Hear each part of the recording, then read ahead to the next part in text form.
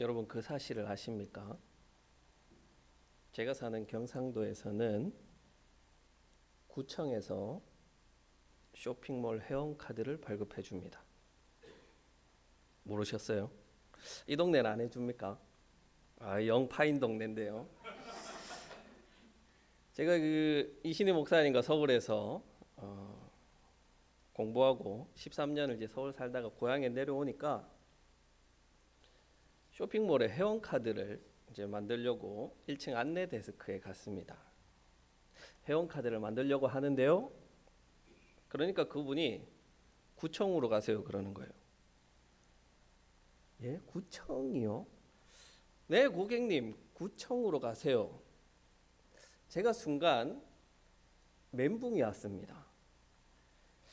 아니 무슨 쇼핑몰 회원카드를 만드는데 구청으로 가서 만들어야 되는 건가 싶었습니다.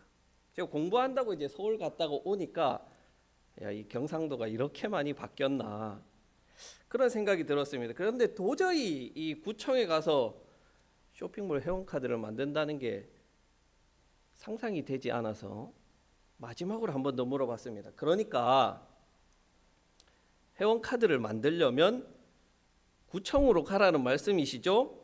그러니까 이분이 이제 웃으면서 고객님 그게 아니고 팔청위의 구청 고객센터로 가십시오. 이제 알았습니다. 예. 구청이 아니고 구층, 구층 고객센터에서 만들어 준다는 것이었습니다. 제 이름이 한라산입니다. 고향이 어딜까요? 네, 제주도 같죠. 그러나 완전 경상도 촌놈입니다. 제가 구청이라고 말해도 여러분은 구층이라고 찰떡같이 알아듣도록 이 시간 성령님께서 사투리를 뛰어넘어 이해하도록 우리에게 충만히 역사하여 주시기를 간절히 소원합니다. 지난달에 우리 이신희 목사님께서 알배추를 해남 알배추 한 박스를 보내주셔서 이제 우리 교회 성도들과 함께 수육을 삶아서 맛있게 먹었습니다. 당연히 우리 목사님이 농사지은 것은 아닐 테고 우리 성도님들이 땀 흘려 농사지은 것을 저와 우리 교회를 기억해 주시고 보내주신 것을 감사드립니다. 또 이 작은 개척교회를 위해서 기도해 주시고 연보로 후원해 주시는 신명교회 교인 여러분들께 교회를 대신해서 감사 인사를 전합니다.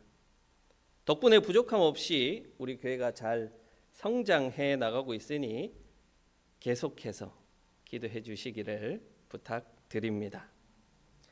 우리 목사님께서 소개해 주셨듯이 저는 농사를 짓고 있습니다. 담아내기 뭔지 아시죠? 양파 그리고 나락 벼 그렇죠. 양파와 벼 농사를 하고 있습니다.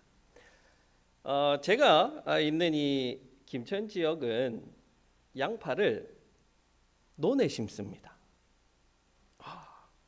감자도 논에 심습니다. 해남은 양파를 밭에 심죠. 아마 우리 성도님들 가운데서도 양파 농사를 짓는 분이 계신 줄 압니다. 제가 목사님과 통화할 때 우리 동네는 양파를 논에 심어요. 그러니까 이해를 못 하시더라고요. 양파를 심고 저희는 바로 물을 댑니다. 희한하죠. 농부의 아들로 태어나서 어려서부터 했던 것이 바로 이 양파 농사라서 지금도 아버지를 도와서 농사를 짓고 있습니다. 양파 농사를 지을 때 일손이 가장 많이 필요할 때는 양파를 수확할 때죠. 양파를 수확할 때는 많은 일꾼들을 고용해서 하게 마련입니다. 그런데 일을 하다 보면 일꾼과 저의 차이를 느끼곤 합니다. 일꾼들은 쉬는 시간이 정해져 있죠. 새참 먹는 시간, 점심 먹는 시간. 그 외의 시간은 부지런히 일해야 합니다. 저는 일하다가 더우면 그늘에 가서 쉬고 아이스크림도 먹고 마음대로 합니다. 누가 저를 구박하겠습니까? 누가 저에게 뭐라고 하겠습니까? 그럴 수 없습니다. 왜냐하면 저는 주인의 아들이니까. 그렇다고 제가 게으름만 피우고 낮잠만 잘까요? 아니죠. 일꾼들보다 훨씬 더 열심히 일합니다. 그렇다고 저에게 일당이 주어질까요? 그렇지 않습니다. 없습니다. 일당이 없더라도 어떤 일꾼들보다 더 열심히 일합니다. 왜요? 내 아버지의 일이니까. 그런데 일꾼들은 어떻습니까? 주는 돈만큼만 하려고 하지 더 열심히 하려는 일꾼은 없습니다. 돈 받는 일꾼이니까요. 내 일이 아니니까요. 정체성의 차이가 행동의 차이로 나타나게 되는 것입니다. 사랑하는 성도 여러분, 여러분은 하나님께서 부르신 일꾼입니까? 아니면 자녀입니까? 우리는 교회에서 많은 봉사와 일을 합니다. 토요일에는 청소하고, 주일에는 식당 봉사, 안내위원, 헌금위원, 교사, 찬양대까지. 그런데 간혹 이 귀한 섬김을 일로 여기시는 분들을 간혹 만나게 됩니다. 제가 교육부서를 15년 동안 했습니다. 그러다 보니까 교사들이 정말 힘들다는 것을 잘 알고 있어요. 특히 매년 초가 되면 이 교사 모집하는 게 일입니다. 그러다가 어느 해에는 유치원 선생님을 하는 여자 청년을 소개받았어요. 중직자의 자녀였습니다. 그래서 이 청년에게 아동부 교사를 올해 한번 섬겨보자. 유치원 선생님을 하고 있으니 잘할 것 같다. 그러니까 이 청년이 단칼에 거절하면서 뭐라고 하냐면, 주중에도 애들 때문에 힘든데 주일까지 애들 때문에 힘들기는 싫어요. 여러 교회에서 사역하며 직분자들을 볼 때 제일 안타까웠던 점이 바로 그겁니다. 자기를 일꾼으로 여기는 거예요. 교회에서 하는 다양한 봉사와 활동을 일로 여기는 겁니다. 일꾼이니까 당연히 해야지. 직분을 받았으니까 당연히 해야지. 하나님께서는 직분을 주셨기 때문에 봉사하고 헌신하라고 여러분을 불렀습니까? 그게 당연한 일입니까? 저는 그렇게 생각하지 않습니다. 왜냐하면 오늘 말씀에서 분명히 우리의 정체성을 하나님의 자녀다라고 말씀하고 계시기 때문입니다. 수요 예배에 나오실 정도면 여러분은 아마 교회에서 중요한 역할, 많은 봉사를 담당하고 계실 테지요. 그것을 일로 여기고 힘이 들고 의무적으로 하고 마지못해서 하고 있지는 않습니까? 혹시 수요 예배에 나오는 것이 기쁘지 않지만 내가 직분자니까, 중직자니까 어쩔 수 없이 나오고 있는 것은 아닙니까? 오늘 말씀을 통해 하나님 자녀로서의 그 정체성이 회복되고 그 정체성을 통해서 봉사와 헌신이 기쁨으로 바뀌어 가기를 소원합니다. 오늘 이야기에는 두 아들이 나오죠. 여러분 잘 아시는 이야기죠. 첫째 아들은 저 같은 모범생이었습니다. 모범생. 둘째 아들은 망나니. 두 아들 가운데 나는 첫째와 같은 모범생 신앙인이다. 손 한번 들어봅시다. 아무도 없어요. 예. 우리 이신희 목사님 어떻게 훈련을 시키셨는지 모범생이 아무도 없네요. 그러면 나는 둘째와 같아 개망난이다. 아무도 없으세요? 예. 나는 이도저도 아니다.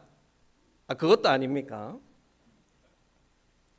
자, 그러면 이 두 아들 가운데 누가 좋은 아들이고 누가 좋은 신앙인입니까? 첫째입니까? 아니면 둘째입니까? 대답을 다들 이렇게 안 하시나요? 예. 모르겠으면 그냥 찍어 보십시오. 예. 둘째요. 예, 둘째.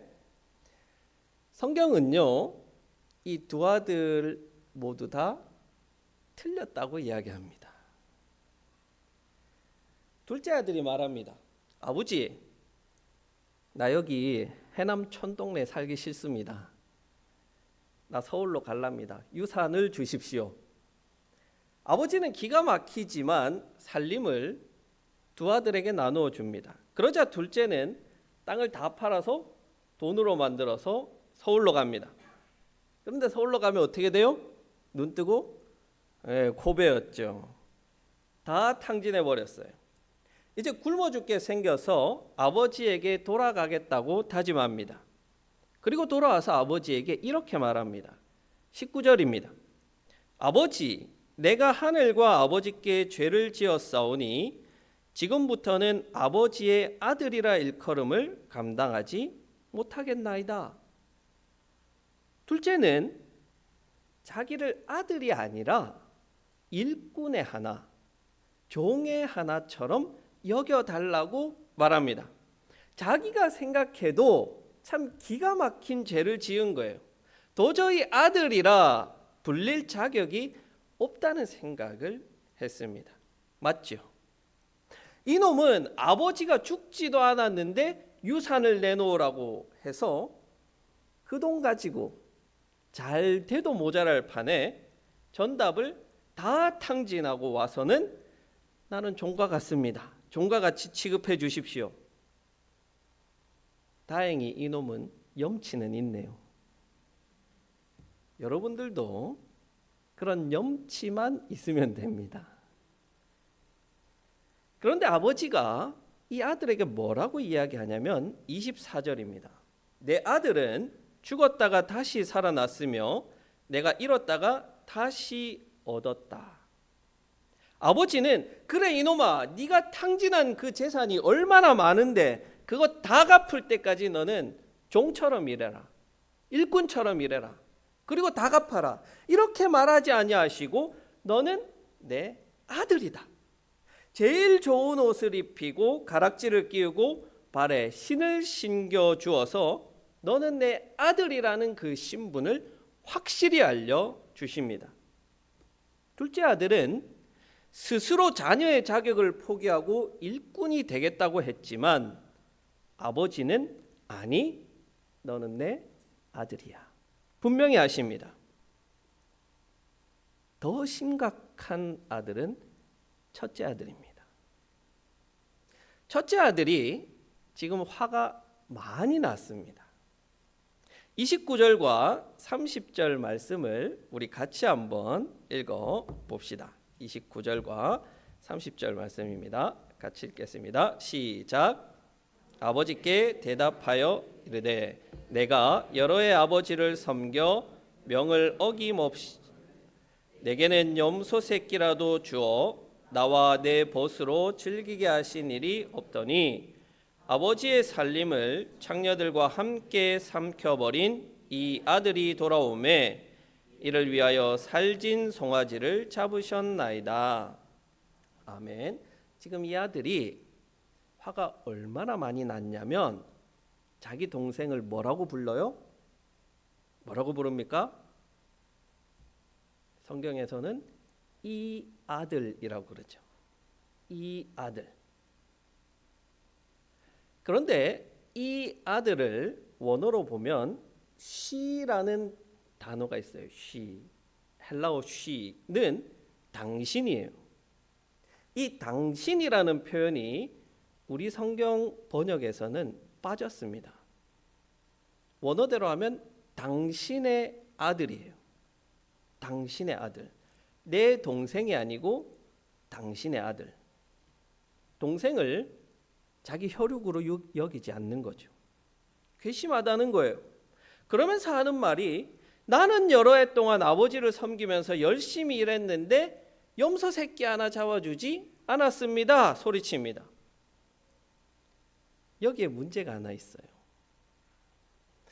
무엇이 문제냐면 원어로 이걸 봐야지 좀 더 맛이 사는데 제가 오늘 조금 잘난 체를 한번 해보겠습니다. 듈리오 시카이 엔톨레라는 단어로 표현됩니다. 둘류오. 여러분 많이 들어보신 헬라어일 텐데요. 둘로스. 네, 헬라어 교육을 안 시키셨군요. 네, 둘로스. 네, 종이라는 뜻입니다. 종. 자기를 종이라고 생각하고 종처럼 섬기는 겁니다. 엔톨레는 뭐냐면 명령이에요. 왕이 신하에게, 주인이 하인에게 내리는 것이 명령입니다. 첫째 아들은 아버지와 자신의 관계를 어떻게 설정하냐면 자기는 아버지의 종이에요. 아버지가 하는 말씀은 명령이에요.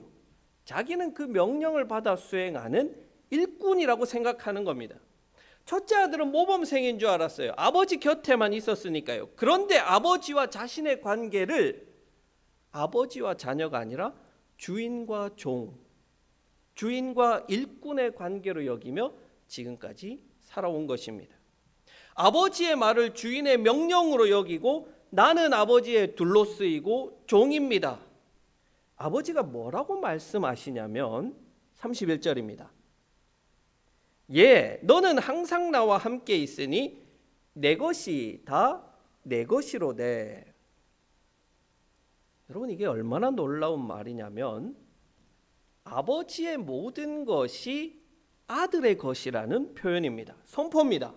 그런데 첫째 아들은 수십 년 동안 아버지와 함께 살면서도 이것을 몰랐습니다. 자기를 그저 일꾼처럼 여겼어요. 일꾼은 어때요? 받은 만큼 일합니다. 일한 만큼 받습니다. 그런데 자기가 일꾼처럼 일했는데 그에 합당한 보수를 아버지는 주지 않았다는 거예요. 그걸 불평하고 있는 거예요. 그렇지, 맞아. 왜 아버지는 안 줘? 이렇게 생각하시는 분들이 계시다면 그분은 자신을 이 첫째 아들과 같다고 생각하시는 걸 거예요. 맞습니까, 여러분? 첫째 아들 말이 맞아요? 이 말씀에는요, 우리가 잊고 있는 게 한 가지 있는데 아버지는 유산을 줄 때 둘째 아들에게만 주지 않았습니다. 첫째 아들에게도 줬어요. 12절을 보시면 첫째에게도 주십니다. 누구에게 상속을 줬다예요? 각자에게 각각 줬다는 거예요. 둘째만 준 게 아니고 첫째도 줬어요. 여러분 상속은 누가 받습니까? 종이 받습니까? 일꾼이 받습니까? 아니요. 상속은 자녀만 받습니다. 그 말은 조금의 흐트러짐 없이 일을 열심히 하는 사람이라고 해도 그 사람이 상속자이면 일꾼입니까? 자녀입니까? 자녀입니다. 하나님은 우리가 아무리 못나고 교회에 잘 나오지 않고 헌신과 봉사를 하지 않더라도 우리를 자녀라고 여기십니다. 반대로 나는 매주 화장실 청소하고 식당 봉사하고 교사로 봉사하고 누가 보면 마치 교회에서 돈 받고 일하는 것처럼 열심히 한다고 해도 하나님은 그 사람을 자녀로 여기십니다. 자녀니까요. 우리는 하나님께 자녀이지 일꾼이 아닙니다. 여러분은 하나님의 사랑스러운 아들과 딸이지 종놈 일꾼이 아니라는 말이에요. 성도 여러분, 어떤 정체성을 가지고 신앙생활을 하고 있고 공동체를 섬기고 교회를 섬기고 있습니까? 일꾼입니까? 딸입니까? 아들입니까? 내가 일꾼으로 살고 있다면 이 신앙생활이 섬김과 헌신이 즐겁지 않습니다. 일한 만큼 교회에서 하나님이 보상을 주시지 않거든요. 누가 알아주지 않거든요. 나는 이렇게 섬기고 헌신하고 봉사했는데 나는 응답이 없는데 하나님 저 사람은 예배에도 열심히 없고 헌금도 안 하는데 왜 잘되고 축복받습니까? 이런 생각이 들고 억울하지 않으세요? 교회의 일이 짐이 되고 예배가 힘듭니다. 수요 예배 여러분은 정말로 기쁨으로 나오십니까? 그렇다면 너무나도 훌륭하세요. 너무나도 훌륭한 신앙인이에요. 그런데 얼마나 많은 교회가 이 문제로 무너지는지 모릅니다. 저희 지역에는요, 점심을 먹지 않는 교회가 절반이 넘습니다. 왜냐하면 주방 봉사를 다 안 하려고 그래요.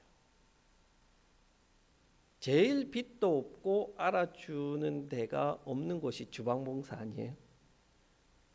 주방 봉사가 기쁘지 않는 거예요. 자녀는 다릅니다.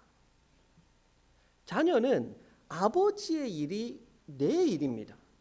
제가 양파밭에서 누구보다 열심히 일합니다. 수확할 때 어떤 일꾼보다 제가 제일 바빠요. 탈진합니다. 아버지의 일이 내 일이고 그 수확의 기쁨이 우리 가족의 것이기 때문입니다. 일꾼은 돈 받은 만큼만 하지만 저는 돈을 받지 않아도 더 열심히 합니다. 아버지의 일이니까요. 우리가 하나님의 자녀라는 정체성을 분명히 할 때 교회에서 하는 모든 봉사와 헌신이 기쁨이요, 자랑이요, 내가 하겠습니다는 최고의 즐거움이 됩니다. 내 아버지의 일이니까요.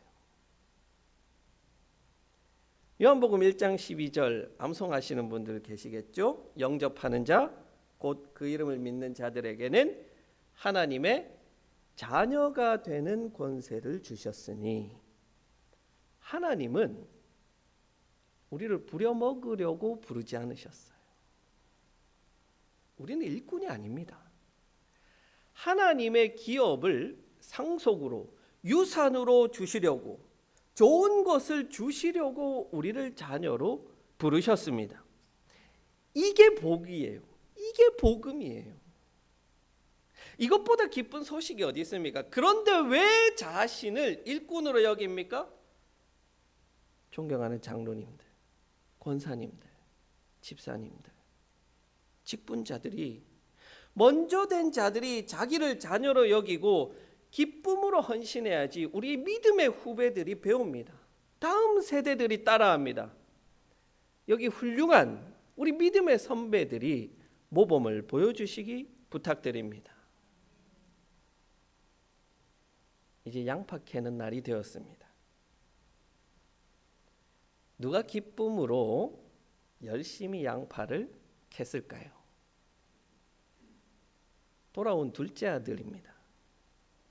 왜냐하면 이 둘째 아들은 감당할 수 없는 은혜를 받았으니까 그 은혜에 감격해서 자신은 일꾼이 아니지만 아버지가 인정해 주신 자녀이지만 누구보다도 열심히 일했습니다.